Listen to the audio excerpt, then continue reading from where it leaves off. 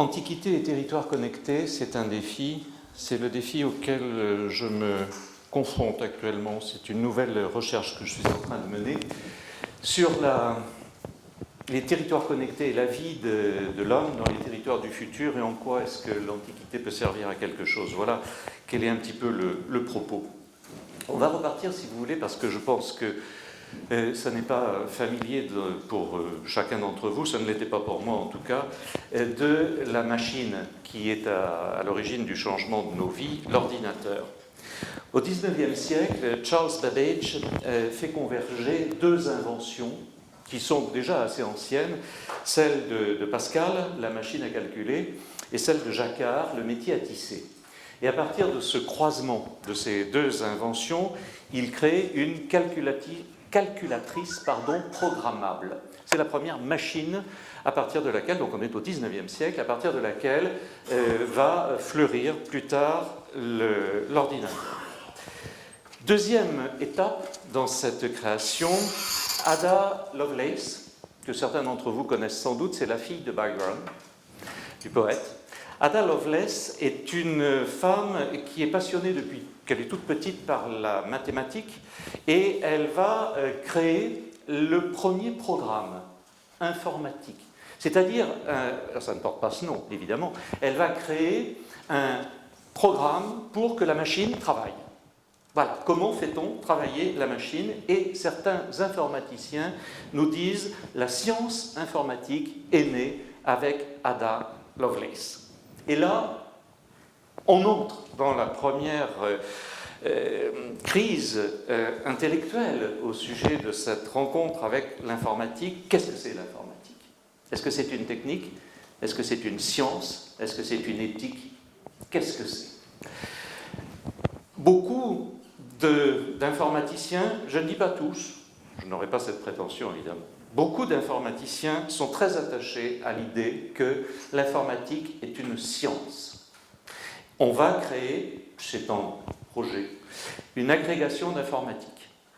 Et donc, un certain nombre d'informaticiens nous disent l'informatique, c'est une science, elle a droit à part entière à cette reconnaissance. Et on a donc, de la part, je suis très prudent, je dis bien de certains informaticiens, pas de tous, on a de la part de certains informaticiens le désir absolu d'une reconnaissance académique et universitaire à part entière et qui serait donc fondée à partir de ce moment-là à bouleverser le monde parce qu'ils détiennent quoi? Ben, c'est ce qu'on va essayer de comprendre. À partir de ces bases, donc de Charles Babbage et d'Ada Lovelace, intervient une troisième marche fondamentale, c'est la machine de Turing. La machine de Turing, elle va innover en ce sens qu'elle va décomposer un problème sous forme de calcul. C'est-à-dire que toute donnée, quelle qu'en soit la nature, va être décomposée sous forme de calcul. Et là, évidemment, se heurte cette nouvelle approche à toute une tradition intellectuelle dont nous sommes bien sûr les héritiers, c'est-à-dire la référence à un logos. Que ce soit un logos divin, que ce soit un logos philosophique, que ce soit un logos humaniste, peu importe. Mais nous nous sommes toujours constitués intellectuellement de manière verticale, en référence à un logos, et c'est par imitation ou par contestation de ce logos que l'on a avancé et que l'on a construit sa propre philosophie. Avec la machine de Turing, tout est chamboulé. Il n'y a plus de logos. Il n'y a plus de verticalité, il n'y a plus qu'une horizontalité qui transforme toute réalité en calcul. Et donc là se trouve la rupture épistémologique véritable, à mon sens. C'est-à-dire que l'on entre dans une nouvelle réalité et c'est à cela que nous sommes confrontés. Le reste, c'est de l'adaptation. En 1950, IBM a été le premier à fabriquer un ordinateur vendu dans le commerce. et qui va utiliser un procédé technique qui permet de conduire au transistor, lequel transistor va bouleverser aussi, bien sûr, les moyens de communication et donc l'approche de la science. Et puis surtout, dans les années 70, Steve Jobs va créer le personal computer, c'est-à-dire le premier véritable ordinateur individuel auquel on va pouvoir avoir recours. Donc, à ce point de ma progression, ce que je constate, c'est que l'ordinateur est une machine de calcul capable de tout résoudre et de tout analyser de la même manière, quelle que soit la réalité, avec un langage particulier. Quels sont les problèmes posés dès lors? C'est que on va avoir un écartèlement entre deux positionnements. Les turiféraires de l'informatique qui vous disent « c'est merveilleux, demain on est capable de tout », ce que nos consoeurs disaient à Amiens à partir de Jules Verne. Évidemment, on peut extrapoler, on peut tout faire. L'imprimante 3D vous crée des choses, on parle de l'intelligence artificielle, etc., etc. C'est-à-dire que l'homme devient démiurge, l'homme devient Dieu.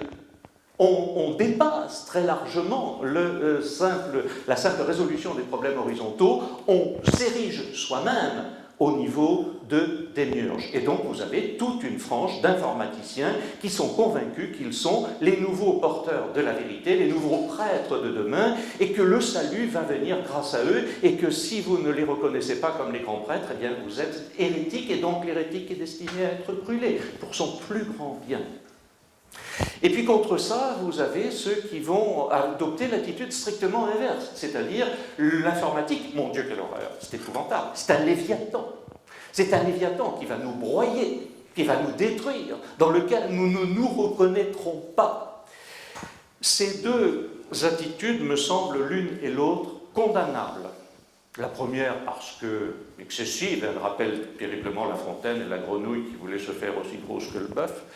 La seconde, par son archaïsme, on ne reviendra jamais à la lampe à huile et à la chandelle. C'est pas vrai. Donc de toute façon, nous sommes condamnés à vivre avec ça. Donc, ce qu'il faut, c'est, me semble-t-il, éviter l'excès. Éviter, et c'est la première référence à l'Antiquité que je vous ferai, éviter ce que les anciens appelaient l'hubris. Les turiféraires de l'informatique sont dans l'hubris. Ceux qui condamnent au titre du Léviathan informatique sont dans l'hubris. Ce qu'il nous appartient de trouver, c'est ce que Solon, bien sûr, avait mis au point, c'est l'eunomia. Et c'est donc à cette recherche, à cette quête de l'eunomia, que je voudrais vous convier, sous peine de nous fracasser. Ça va faire plaisir à nos amis américains qui sont là, non pas dans un Far West barbare, mais dans un Far Tomorrow dans lequel il n'y aurait plus de règles. Nous devons rester le capitaine de notre âme, comme disait Monterland, et le destin est entre nos mains, les Grecs le disaient déjà. Le temps m'est compté, je ne veux pas excéder les 20 minutes imparties, donc je vous dirai ce que j'ai le temps de vous dire, le reste sera publié, je ne sais où. Dans un premier temps, je voudrais vous parler de la conciliation entre cette philosophie antique, c'est-à-dire au fond cette sagesse antique, cette raison antique porteuse d'équilibre et de respect de soi, d'autrui, de l'invention et de la société, et de l'espace dans lequel va se dérouler cette rencontre. Cette rencontre, aujourd'hui, est difficile. Pourquoi? Parce que nous avons un environnement qui met en regard de façon violente et agonistique l'individu et la globalisation. On fait souvent le reproche à la Révolution française, les anti-révolutionnaires font ce reproche à la Révolution française d'avoir détruit les solidarités d'Ancien Régime et d'avoir confronté un individu seul, un citoyen seul, sans corps intermédiaire, face à un État, sorte de Léviathan, précisément. Aujourd'hui, c'est beaucoup plus grave. Aujourd'hui, l'individu est seul face à la globalisation. Or, pour vivre, on ne peut pas vivre dans cet espace-là. Ça n'est pas possible. Pour vivre, on a besoin d'un environnement familier. On a besoin de bruit et d'odeurs qui sont familiers aussi. On a besoin d'entendre des planchers qui craquent et des portes qui grincent, parce qu'elles sont celles de notre enfance, parce qu'elles sont celles de notre sensibilité. C'est tout Proust qui nous a construits. Et on ne peut pas aujourd'hui sacrifier cela sur l'anonymat d'une globalisation qui vous met en connexion simultanée en temps réel, comme on dit aujourd'hui, comme s'il y avait un temps irréel. C'est idiot, ça nous met en relation directe. Pourquoi créer cette appellation délirante de temps réel? En tout cas, toujours est-il qu'on est en relation immédiate avec la planète entière, c'est sûr. Il n'y a plus ni mystère, ni temps de réflexion. Donc, l'hubris nous menace. C'est ce que je vais vous dire dans un premier point, et puis je verrai dans un deuxième point comment, au niveau de l'espace, l'eunomia est peut-être possible à atteindre, et je sacrifierai mon grand 2 sur la conscience, mais ça, ce sera à l'écrit. Tout d'abord, comment est-ce que cet espace peut faire naître de l'hubris? Tout d'abord, ce qu'il faut se dire, c'est que la machine, l'ordinateur, la machine peut exécuter n'importe quel logiciel. N'importe quelle machine, où qu'elle soit, peut exécuter n'importe quel logiciel. Le téléphone, le frigo, la voiture fonctionnent de la même manière. Vous pouvez leur demander les mêmes choses. Jusqu'à présent, un téléphone c'était fait pour téléphoner, une voiture c'était fait pour se déplacer et un frigo c'était fait pour faire du froid. Aujourd'hui, ça peut aussi faire tout ça, mais vous pouvez très bien utiliser votre téléphone, c'est ce que vous connaissez le mieux, pour prendre des photos, pour calculer l'altitude à laquelle vous êtes, voir quel temps il va faire demain ou après-demain, etc., etc. C'est pas le but d'un téléphone. C'est-à-dire que ce que l'on a perdu, c'est ce que Aristote nous enseignait, et c'est ce qui est à la base de toute notre philosophie, c'est la notion de nature des choses. Les choses ont une nature. Nous ne sommes pas fondamentalement interchangeables. Que nous soyons adaptables, bien sûr, et c'est une évidence, et il le faut, et c'est vrai. Mais il y a une nature des choses. Un téléphone, c'est fait pour téléphoner. Alors que ça puisse faire autre chose, d'accord. Mais il faut à ce moment-là conserver une distance critique. Si on ne conserve pas une distance critique, on sombre, et tous ceux d'entre vous qui sont dans l'enseignement le savent très bien, dans la déréalisation. Nos jeunes sont dans la déréalisation. Ils n'ont plus l'armature d'une culture qui était ce qu'elle était et qui était susceptible de critique, bien évidemment. Et moi, j'ai subi les études classiques, bien sûr, et je sais les critiques qu'il y avait à faire. Mais vous avez une colonne vertébrale. Vous avez une colonne vertébrale dans un certain nombre de repères que je ne vais pas vous énumérer, vous les connaissez tous comme moi, et vous prenez ceux qui vous plaisent en fonction de vos options philosophiques, personnelles et culturelles. Donc, il y a aujourd'hui une nécessité impérieuse de retrouver le réel par la nature des choses. Tout ne vaut pas tout. Non, ça n'est pas vrai. Ça n'est pas possible. Ça conduit à la folie. Ça conduit à la folie. Or, on a justement des moyens technologiques absolument extraordinaires, magnifiques, qui, si on n'y prend pas garde, vont nous conduire à la folie. Prenez un exemple très simple. Vous voulez faire une réservation d'hôtel. Qu'est-ce que vous faisiez naguère encore? Vous descendiez de la diligence et vous heurtiez lui de l'aubergiste. Ça, c'était il y a très longtemps. Mais dans des temps plus récents, vous preniez votre téléphone et vous appeliez à Guéret, l'hôtel du commerce, il y en a sûrement un, et vous demandiez s'il avait une chambre libre. Aujourd'hui, qu'est-ce que vous faites? Vous allez sur booking.com. Mais Booking.com ne vous fait pas de la réservation hôtelière. Booking.com gère des flux d'informations, des flux de demandes. Il met en rapport une offre et une demande. Il se trouve que par hasard, c'est une chambre d'hôtel qui est derrière. Vous, c'est ce que vous cherchez. Oui, mais ça n'est pas ce que fait le prestataire de service. Le prestataire de service, il met en connexion. Et c'est ça qui est aussi susceptible de créer l'hubris, c'est que nous avons un monde dans lequel nous utilisons des moyens qui ont une autonomie par eux-mêmes et qui entraînent et qui portent vers une réalité que l'on ne souhaite pas. Vous ne souhaitez pas être mis en connexion avec, vous souhaitez savoir qu'il y a une chambre d'hôtel à Guéret. C'est tout, c'est très différent. Donc c'est cela qu'il va falloir essayer de revoir parce que on a la possibilité aujourd'hui de savoir, et c'est très dangereux, et bien sûr, et l'hubris, c'est le troisième exemple que je vous donnerai, je passe à mon deuxième point sur le nomia, on a la possibilité aujourd'hui de savoir, avec le big data, qui tape sur un ordinateur. Pas ceux qui l'ont tapé, mais qui tape sur un ordinateur, en fonction de la rapidité de l'enfoncement des touches, en fonction des mots utilisés, en fonction de tout. C'est-à-dire que vous êtes repéré, même si vous voulez être anonyme. Et l'hubris, il est là. On peut arrêter, et je le dis si certains d'entre vous en ont, pardonnez-moi, j'espère que ça ne vous déclenchera pas une crise cardiaque, on peut arrêter un pacemaker à distance. Et oui. Et donc, il faut nécessairement le savoir, ne pas le nier, et essayer de réagir, tout simplement. Et donc, que faire? Eh bien, peut-être reprendre ces vieilles notions, qui sont des notions philosophiques, et là je pense à Pufendorf, mais Pufendorf était nourri, bien sûr, de références à l'Antiquité. Il y a dans la société des hommes deux types de pactes. Il y a le pacte d'association et le pacte de soumission.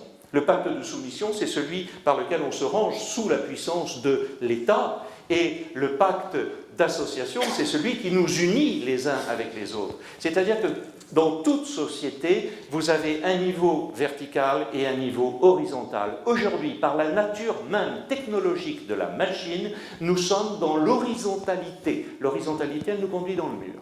Il faut recréer la verticalité. Il faut d'autant plus recréer la verticalité que si nous ne prenons garde, certains qui n'y comprennent rien vont recréer une pseudo-verticalité avec des textes qu'ils ne connaissent pas, en racontant n'importe quoi, je ne cite personne, vous voyez très bien ce que je veux dire, et qui nous mène de façon ridicule vers l'hubris à l'état absolu. Donc ça, c'est le premier point. L'hubris nous guette, oui, bien sûr. Alors, deuxième point, comment est-ce qu'on peut réintroduire de l'eunomia? On peut réintroduire de l'eunomia parce que il faut, alors c'est l'idée de Jacques Blamont, je ne vous ai pas cité, je ne vous ai pas cité les autres, j'ai travaillé à partir de Canal Académie, les conférences de l'Académie des sciences, et donc j'ai pris toutes les références si ça vous intéresse, pour vous donner toutes les émissions à partir desquelles j'ai travaillé. Je n'ai pas travaillé à partir de livres, j'ai travaillé à partir d'émissions de Canal Académie. Donc, l'eunomia, comment peut-on y arriver? C'est la grande idée de Jacques Blamont. Sa grande idée, c'est essayer de reconstituer une union, un lien, parce qu'on constate bien que le problème, il est là. Nous sommes aujourd'hui dans une société agonistique. Les gens passent leur temps à se heurter les uns les autres, y compris dans les milieux qui ne devraient pas le faire, et je pense singulièrement à l'université. L'université, c'est une union, c'est une universitas. Il faut respecter les différences, il faut être à l'écoute les uns des autres, bien évidemment. La société n'est que différence. Alors que dit Jacques Blamont? Il dit qu'il y a besoin, dans une société, de créer des produits. Ce qu'il faut, c'est mettre en corrélation ceux qui ont le savoir-faire et la demande qui peut émaner du peuple. Vous allez me dire, ça ressemble à ce qui existe. Non, parce que sa construction philosophique est très différente. Il faut aller voir sur les réseaux dits sociaux, ça c'est moi qui le dis, les réseaux sociaux qui sont en fait des réseaux publicitaires, Facebook c'est un gigantesque réseau publicitaire, il faut aller voir sur les réseaux sociaux ou par les réseaux sociaux quels sont les besoins. Et les gens vont émettre des souhaits. Par exemple, dit-il, ils veulent qu'on fabrique des casseroles. Ils veulent qu'on fabrique des casseroles. Il faut donc chercher qui va pouvoir fabriquer des casseroles. Et il faut réguler cette demande qui vient de la base, non pas par un comité de direction, mais par un conseil d'orientation. C'est-à-dire qu'il faut associer le peuple et la demande qui vient de la base, la rendre cohérente et permettre de faire en sorte que celui qui a les capacités techniques de construire les casseroles soit en mesure de répondre à la demande. Et il y a donc une recréation de la verticalité. Cette recréation de la verticalité, elle se fait à partir de la demande horizontale du peuple. Mais on recrée de la verticalité. C'est une verticalité qui n'est pas coercitive, qui n'est pas hiérarchique, qui permet à chacun de se retrouver et donc, bien évidemment, de se reconnaître dans quelque chose. On a en tête le civis romanus sum des latins, bien sûr. Et comment peut-on passer aujourd'hui, parce qu'il est là le défi, comment peut-on passer dans notre société ultra-technologique à la Pax Romana ? Comment peut-on se dire à la fois citoyen romain et citoyen de sa ville ? En 212, l'édit de Caracalla, vous vous souvenez, donne la citoyenneté romaine à tous ceux qui habitent dans l'Empire, sauf les déditiques, sur lesquels je ne passe parce que personne n'a jamais pu dire exactement ce que c'était, donc on ne va pas résoudre le problème ici. Mais chacun peut être à la fois citoyen de Rome et citoyen de sa cité. Il convient aujourd'hui, au nom de l'eunomia, au nom de la paix sociale, pour rompre avec l'agonistique, il convient que nous soyons citoyens du monde, citoyens de notre pays, citoyens de nous-mêmes. C'est-à-dire qu'il faut que nous reconstituions cette trilogie qui était celle des Grecs. L'homme parfait, c'est l'homme citoyen dans sa cité, qui doit posséder les mêmes qualités que l'homme privé, celui qui est à la tête du génos, qui doit posséder les mêmes qualités que celui qui est seul face à lui-même, qui réfléchit sur le sens de son destin. Ces qualités, qu'est-ce que c'est ? Eh bien, c'est le nomia, précisément, c'est l'empathie. Nous avons une nécessité considérable d'empathie, et au fond, ce qu'il faut retrouver, c'est ce que disait Aristote, qui a été repris comme base du droit romain, non laedare, ne pas tromper, sum quique tribuere, donner à chacun ce qui lui est dû, et honeste vivere, vivre honnêtement. Ce sont les trois bases du droit romain, ce sont les trois bases de l'organisation en société. Et alors, ces territoires connectés, comment peut-on les rapprocher ? Il me reste 30 secondes, j'arrête, je vais terminer là-dessus. Ces territoires connectés, qu'est-ce que ça peut être ? Ça peut être magnifique. Ça peut être magnifique parce qu'effectivement, grâce à la technologie, on va pouvoir, et nous le faisons, nous, cette année à La Rochelle, nous allons tenir un colloque dans un village des Causses au mois d'octobre, grâce à la technologie, pour montrer qu'on peut faire venir la science dans un village de 300 habitants et rediffuser en direct, en temps réel, dans l'Université de La Rochelle et l'Université de Montpellier, qui s'associent pour l'occasion. Et donc, ces territoires connectés, ils vont vous permettre de vivre chez vous, avec les planchers qui craquent et les portes qui grincent, tout en étant connecté au monde, en regardant les autres et en ayant la conscience individuelle absolue du respect que vous vous devez et du respect que vous devez à autrui. Merci.